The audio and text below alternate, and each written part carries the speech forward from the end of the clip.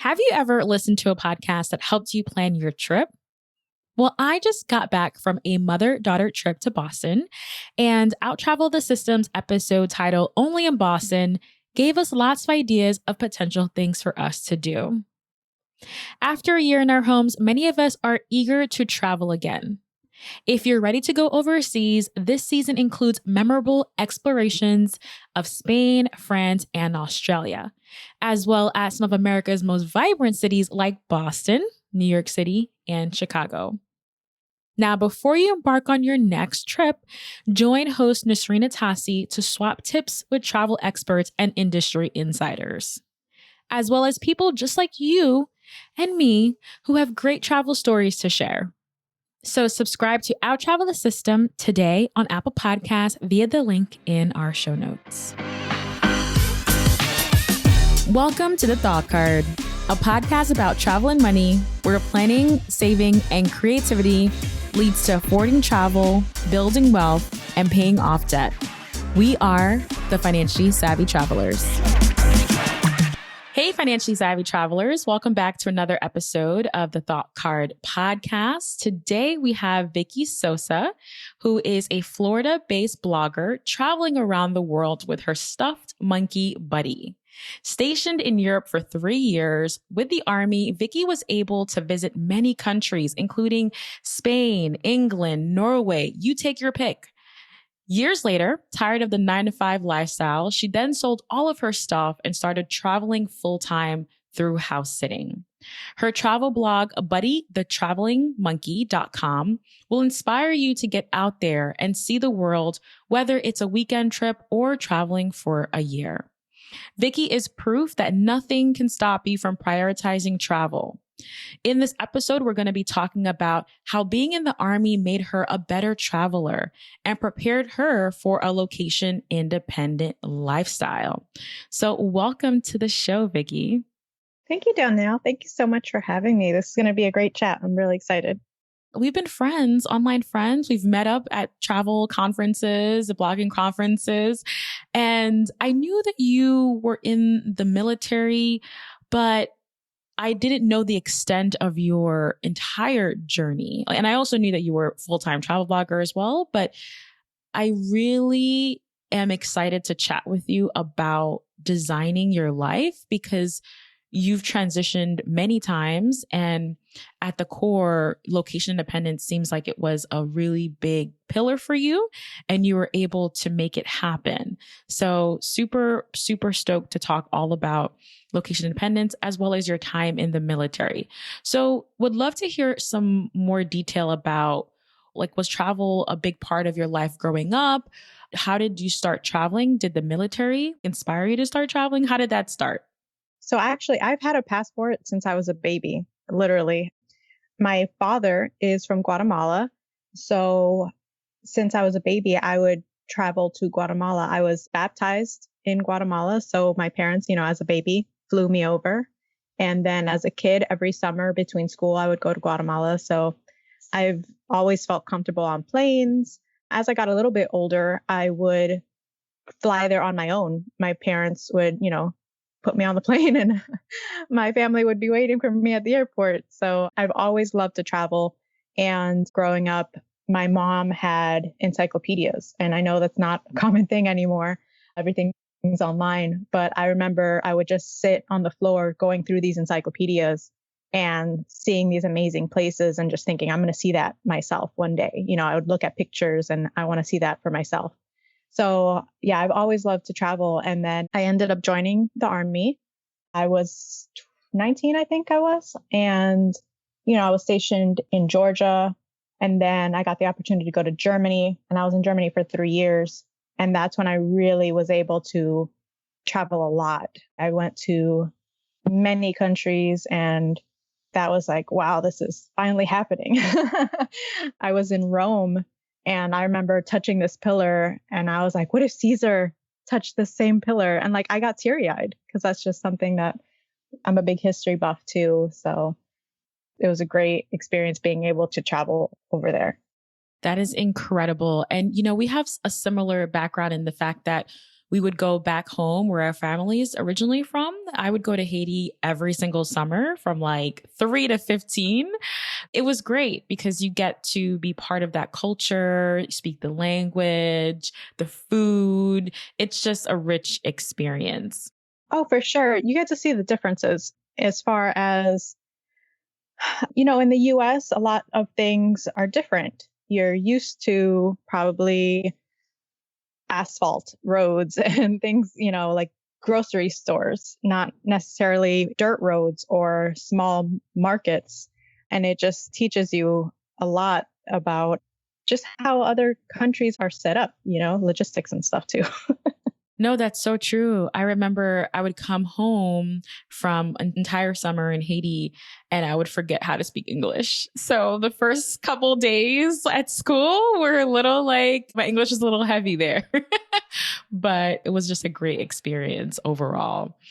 So when you were stationed in Europe, how often were you able to go on trips to visit different destinations throughout Europe? Were you taking more weekend trips? Were you taking longer trips? Share more about that. Yeah, so it was mostly weekend trips. Obviously, there's a lot of work to do. And when I was first stationed there, I was married at the time, and my ex-husband was actually stationed on a different base. So, like the first year that I was there, the first year out of the 3, we were mostly just trying to meet each other. He would travel to me or I would travel to where he was stationed. So it was after he was able to get moved and we were settled together that it was like, okay, now we can go travel. And we were really lucky at that point. I don't know how it is now, but at that point where we were stationed, the policy was that at least once a month, there should be a 3-day weekend. So if not a 4-day weekend. So like if there was a holiday like Thanksgiving, that was kind of automatically a 4-day weekend. But if it was in a month that was just a random, there was like no holiday whatsoever, one weekend, they would at least give us like a Friday off or something. So we would have a 3-day weekend. People used to joke that any given, holiday weekend, they wouldn't be able to find me because it was true. I would take off somewhere. And whether it was, a quick drive to another town in Germany, or we would catch a cheap flight out of the country. And Europe has really great transportation and they have super cheap flights. There's an airline called Ryanair. It's kind of like the Spirit of the US where they charge you extra for everything. It's super, super budget. But, like I would just get on that website and see, hey, where's the cheapest to fly on the next 3-day, weekend. And that's how I ended up going to Finland for, a weekend. It was mostly weekend trips, which is good because you get to, see something. But at the same time, I wish obviously that I had longer time, and you can only usually see one city. There were a couple of longer trips, like a week where I went to Italy and stuff. But yeah, it was mostly weekend trips, which is a good way to catch little things, but I definitely want to go back and experience more. Yeah, because I have a 9 to 5 job, I'm often doing weekend trips. And I found that weekend trips are a great opportunity for you to get an introduction and know if you potentially want to come back. Right. I think a lot of times we're like, we're going to spend a week or 10 days at a destination and we might end up not actually liking it. So a weekend trip is like a really good intro. But if you really like the place, you're going to definitely be like, sad that you have to like depart so fast. So there's definitely pros and cons to both of those things. All right. So how did joining the military make you a better traveler? You have a wonderful article on your website, which I'll have the link to in the show notes, about how joining the military made you a better traveler. And to me, why this was important to share is because it's not one of those connections that you're like, oh, it's very clear. I just loved reading your insights on that. So would love for you to share some of the results and some of the things that have stuck with you years later. In the article, I mentioned 5 things, and the biggest of the 5 is really flexibility, because when you're in the Army, things change. One of the biggest phrases I learned was adapt and overcome, right? And that's definitely true when you're traveling, because as OCD as you can be about planning, like, and I'm totally guilty of that. I love spreadsheets and itineraries and all of that and doing my research ahead of time. But you have to realize things can go wrong. And the biggest thing is to not let that, like ruin your trip. You have to be flexible. You have to adapt, have a plan B and maybe even a plan C. You can research ahead of time and see this museum is open on these days and these hours. And then you get there and maybe they didn't post that, oh, they have a wedding. And so they closed down or something like that. So, okay, can't go there. That sucks, but move on and go somewhere else. Or in my case, I had the experience where I was traveling with a friend and this friend decided that he met a local and wanted to spend a few days with her. So I was like, okay, well, there goes my travel buddy. And I was like, okay, well, he didn't want to see this and this. So while he's shacked up with her, I'm going to go see the things that he didn't want to see in the first place. So there's that, you just have to be flexible. Something else that I learned in the military, I learned how to be a leader. Obviously, you're in charge of people, but then you also learn how to be a follower. You have to take orders from those that are in charge of you. And that can be the same when you're traveling, because let's say you're traveling with a group of friends and everyone is that same kind of type A in charge personality. And you can't have too many cooks in the kitchen, right? So there's certain times where you're like, okay, I'm going to take a step back. You guys do your thing and I will follow wherever you guys want to go. You guys can be in charge. Or, there's the opposite where everyone, maybe it's their first time traveling. Maybe it's their first time in a foreign country. So they're not sure what to do. So, okay, I'm going to step up and all right, you guys follow me. So there's that. And, it leaves you more open-minded. I think when you're in the Army, you meet so many different people. And I grew up in Miami in a big city. And when I was in the Army, I met people that were from small towns that used to take their horse to school. That's how they got to school. And that blew my mind. Meeting so many people from all different parts of the country, all different backgrounds, different family structures. It leaves you, in my opinion, less judgy, and it just prepares you for when you're traveling and meeting people from all around the world. That's definitely a good thing because travel in general, I think, leaves you more open-minded. But for some people, it might take a little bit of getting used to. But the Army definitely prepared me for that. Yeah, just being able to talk to people as well. When I was very young, I was very, very shy. I barely spoke to anyone. And when you're in the Army, it kind of makes you come out of your shell. And especially once you start taking on leadership positions, you have to speak up. You have to tell people what to do and take charge and all of that. And that has helped me. Like when we met at a conference, I went up to you and I was like, hey, and I would have never done that before the Army. It helps you speak up and it really just gets you prepared to meet people and be willing to talk to people. Like if you're sitting at a bar in a new country, talking to the locals, get to know where's good, not just the tourist traps, and that comes with talking to people. And that's definitely something that I learned when I was in the Army.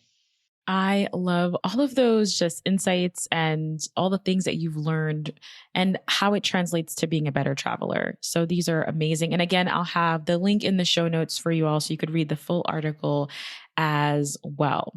All right. So first part of the show, we talked about life in the military and, living abroad and being able to travel on the weekends and having seen so many different places in Europe. But since then, you have had quite a few lifestyle transitions. And I think this is where things get really interesting and a true passion of mine, especially for someone who is still working a 9 to 5. So I just am so inspired by people who have decided to take the leap, become location independent, create their own businesses, craft their own life. Very inspiring. So let's talk about how you decided and why you decided to quit your government job in 2016 to start working for a small insurance company that would let you work remotely for half of the week. Yeah. So I guess, baby steps, right? So when I got out of the military, I, at that point, still wanted to be connected somewhat with the military. You know, it's a good part of my life. I love the structure of it. So I worked a few different government jobs, like the VA, the Veterans Association, and stuff like that. But after Europe, I was actually stationed in San Antonio, Texas. It killed a little bit of my soul because after Europe, you know, I was traveling all the time. And then Texas is one of those states that takes forever just to drive out of. And I felt very confined. Life happened, and I ended up moving to Colorado, and then I moved back to Florida, where I'm originally from. Throughout those moves, I had different government jobs. Then when I got to Florida, I got to Miami, I was home in Florida, in Miami, for the first time in almost 11, 12 years. And so I started doing a lot of local travel. You know, I hadn't been here in so long, and I started doing the whole visiting what's in my own backyard. And I loved it, and I wanted to do it more. And I was talking to a good friend of mine, and she heard of a job opening through her mother-in-law, actually, that they were hiring someone in this small insurance company, and they were offering some remote work, you know, half the week. And I was like, that would be awesome because that would give me a chance to travel more. So she talked to her mother-in-law. Her mother-in-law talked to her boss, who is the owner of the company. Like I said, it's a very small company. And I went in and I interviewed, and like 2 days later, they're like, yeah, you got the job. I went from this very stable government job with great benefits. It wasn't very hard to do what I was doing. So I had this like dream job, and I was like, nope, I'm willing to give that up because I want to travel more. So I transitioned over to this small company. It was great. And I kind of got to dip my toe, I like to say, into that remote work pool, I guess. And this was, you know, years ago, before, obviously before COVID, before more jobs transitioned into the whole remote work thing. And, you know, at some point, my boss just realized, you know, like, I'm reliable. He doesn't have to be on me every 5 minutes. He knows that I'm getting my work done. It was a really good transition. And it was great because, you know, I worked in the office Monday, Tuesday, Wednesday. Wednesday night, I would take a flight and I would go somewhere and be in my hotel room working during the day, Thursday, Friday. But in the evenings, I could explore. And then Saturday, I would obviously have all day to explore as well. And Sunday, I would fly back home. So it was a great way to do some more weekend travel. And I had already started my blog at that point. So it was great content for my writing and all of that. So it was interesting when I quit my government job. A lot of people were like, are you sure you want to do this? What if this small insurance company, what if they tank? My boss at the VA kept telling me this was a horrible idea. I had to go for it, you know, and I did. And it's worked out great. One of the questions I had here for you is why trade security, stability, and great benefits? I know why, but a lot of people are wondering why. Yeah. For sure. I'm not married. I don't have kids. I figured if this was the time to be crazy, so be it. You know, like, I wanted to travel. For me, it was just that love of travel and having that opportunity. I figured this is my shot. And, you know, I figured the stars were aligning if I just happened to be talking to a friend about wanting to travel more. And she's like, well, hey, I heard of this job. So I just figured it was the right time. And I was in very good position with my previous job. And even though my boss was trying to convince me to stay, multiple times he took me, you know, out into the hallway to talk and kept telling me to stay. I always knew, or I always felt that if things didn't work out, I could always go back. I didn't burn any bridges or anything, but I wanted to try it. And it's worked out beautifully since then. Being able to travel outweighed everything else for me.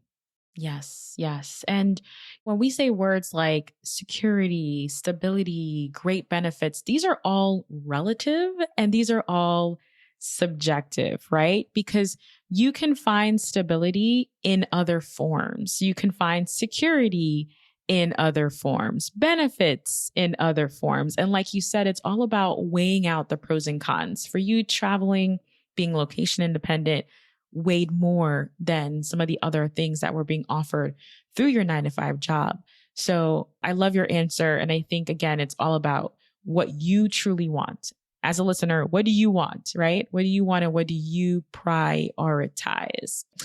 Awesome.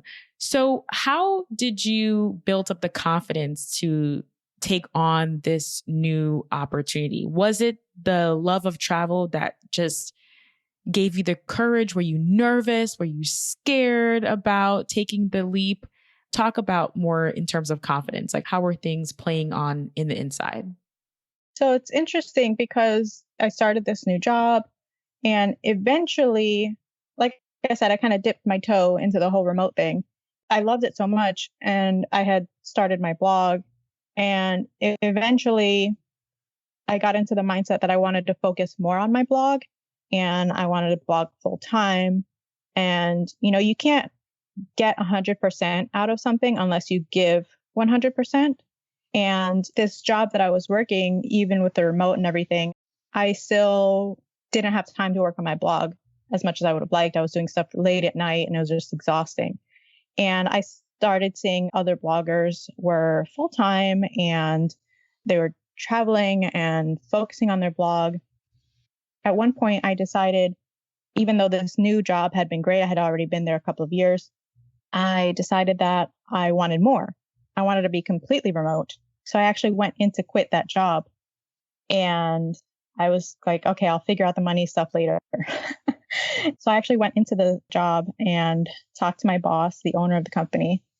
And I had a whole speech laid out. And, he's a small business owner. So obviously I try to put it in terms of, business so that he would understand. And he did. But he said, no, I'm not going to let you quit. And I was like, what? You can't tell me no. But he said, how about we switch you from full time to part time and you can be 100% remote? And I was like, yes, I'll take it. That was like the perfect scenario. And that's how I've been working with them. I'm still working with them part time and it's, 100% remote. And when I tell you that I was so nervous to go in and talk to him, I was sweating. I was shaking. But I have learned over the years, I'm not going to say the actual phrase because, I don't want you to bleep it out. But years ago, just as I was getting out of the military, I was in a relationship that ended and it really, really messed me up. I was in a very low point in my life and I went through many, many months of just bad stuff. And eventually I got out of that hole that I was in. And I kind of had a new motto for life. It was going to be my new phrase, I guess, for anything. Anytime I had to make a really bad decision, or not bad decision, but anytime I had to make a tough decision, I would tell myself, screw it, right? But with a different word. And in my head, I was like, I've been through a really rough patch in my life. Nothing can be as bad as that. So since then, anytime I have to make a decision, I'm just like, screw it, see what happens. And that's how I made the decision to quit my government job. That's how I made the decision to try and quit my insurance company job. That's how I decided to eventually sell all of my stuff and start house sitting. Anytime I have these big decisions, I'm just like, you know what, screw it, just try. And if it doesn't work out, it doesn't work out and you'll figure something else out. And I guess it does come back to, being flexible and having, different plans that I did learn from being in the military as well.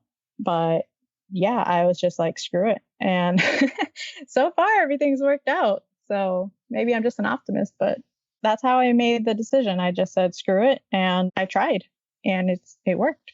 And it worked. And it's still working to this day, years later. So that is such an incredible and inspiring story. I think that your story is just full of taking into account what you want and going after that and designing the life that you want based off the goals that you had. So you had a goal of being location independent And it was scary to get here, but you made it happen. So talk to us about house sitting. How did you discover house sitting?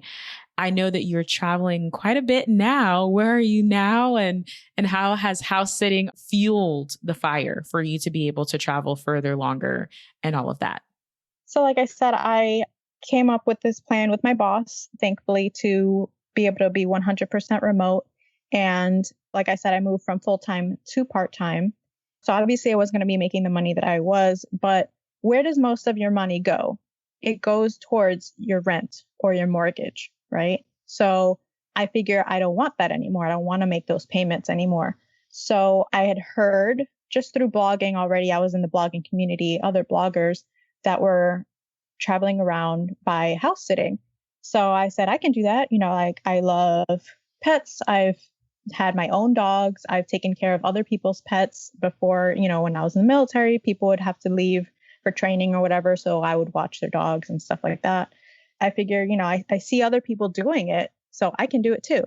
And that's how I decided to, get rid of most of my stuff. I kept my kitchen stuff because, that's expensive. I didn't want to have to buy all of that again. But everything else, I got rid of, couch, bed, all of that. And I have a small storage unit in Miami. So I keep some of the kitchen stuff and other knickknacks and stuff that I collected over my travels. But everything else I got rid of. And I turned in the keys to my apartment. And I had already gotten on Trusted House Sitters, which is the website that I use to find house sits. And I got my first house sit, and it was right in Florida, which was perfect. And after that, they just kept, rolling in. And I know you've had another house sitter on your podcast before, so I won't go too much into that. But I've been able to house sit all over the world now, and I've made really great connections with people. And some have become friends. Some of the homeowners now at this point, I've house sat for families multiple times now. As soon as they come back, they're like, hey, are you available this same time next year? So it's been a great experience. And that's how I've been able to travel the world. I've been to Africa. I've been to South America, Central America through house sitting as well. So it's been a great experience. And yeah, I love house sitting. I've been doing it for like 3 years now. That's amazing. That's amazing. It's a travel hack, but it's also a life hack too, because you're cutting down or maybe even eliminating accommodation altogether, which is, like you said, one of the most expensive parts of a monthly budget. That's a fantastic hack. And for those who want to hear more about house sitting, in episode 53, we talked all about how Brittany Sharman has been able to save $60,000 house sitting around the world. So that's a good episode to listen to right after this one. Yeah, I've listened to that and it was great. She really covered everything that you need to know about house sitting and all of the benefits of it. Yes, that was a good one. Even I was like, oh, maybe I could do this one day, sooner than later. And I love how in your story you mentioned that you saw other people doing it, right? Sometimes we don't know what's out there and what's possible until we see it. And we're like, oh, this is something that I can do. And then you could look back at your past experiences like, oh, I've done this in the past. So it's not a huge lift. Inspiration is so important. Inspiration could definitely lead to taking action. So that is, again, super important, super key. You had this blurb on your blog. You said something to the effect of how you had this aha moment where you realized that you have transitioned from being a nomadic house sitter to becoming a digital nomad. So can you talk about that transition? And for us, a lot of people may be like, oh, it's just difference in names, but I think it's deeper than that. So I'd love for you to share your insights on how you transitioned from nomadic house sitter to digital nomad. Yeah, so I remember that moment actually, because it really was like, oh, snap. Okay. Because I think social media has a lot to do with that perception. You hear the phrase digital nomad and you picture beautiful people on a beach, with their laptop while they're sipping on a strawberry daiquiri or something, pick your drink. And I was not doing that. So in my head, I was not a digital nomad. I happened to be nomadic and I was house sitting. So in my head, that's what I was. I wasn't a proper digital nomad. But then I was talking to a friend and they were like, yeah, but you work remotely. You have your blog, you're making money. And that's what being a digital nomad is. You're making money through the digital world. And I was like, I guess you're right. And that's when I had that aha moment because, I have my blog, I do some freelance writing. I've done, some social media for other companies and whatnot. I guess I do have these little side hustles as well, besides, my part-time work, which is all remote. So at one point I was like, I am a digital nomad. I'm just maybe not like the Instagram version of digital nomad, but I am. And that was a really cool thing to realize. And I can't believe it took me so long to realize that as well. Yes. And I love how you just mentioned that, like, we have pictures in our mind and we have what we think these terms mean, but we may realize that we are closer to who we want to be, or, we just may be there already. And I think for me, this season of the podcast, I've realized a lot of things that I want in my life. I may not have arrived, or maybe I have arrived, right? So I think having those moments and being like, oh, I'm here and I am a digital nomad. And now you have like lots of articles on your blog that talk about being a digital nomad, how to do it, resources and tips like that. So you are able to help other people realize this goal as well. So I love that aha moment. All right. So we're going to wrap up this episode, but I definitely wanted for you to share more about your travel blog. One of the things that captivated me about you early on is that you have Buddy, and we'll make sure to have a photo of you and Buddy on the show notes as well. So what inspired you to start your travel blog? Did you have a writing background at all? And how did you meet Buddy as well? I've always loved to write. I think, been pretty good at it when I was in school and whatnot. My teachers, they always said I was good at writing. And when I moved back to Florida, that's when I started reading blogs. And I realized I've done a good amount of traveling myself. Maybe I can start a blog and let people know what I've done, give them tips, what to see, what to do. Naively, I thought, oh, this will be easy. I'm just writing, right? But of course, having a blog is way more than just writing. But I wanted to stand out because obviously there's a lot of blogs. Every day there's new blogs out there.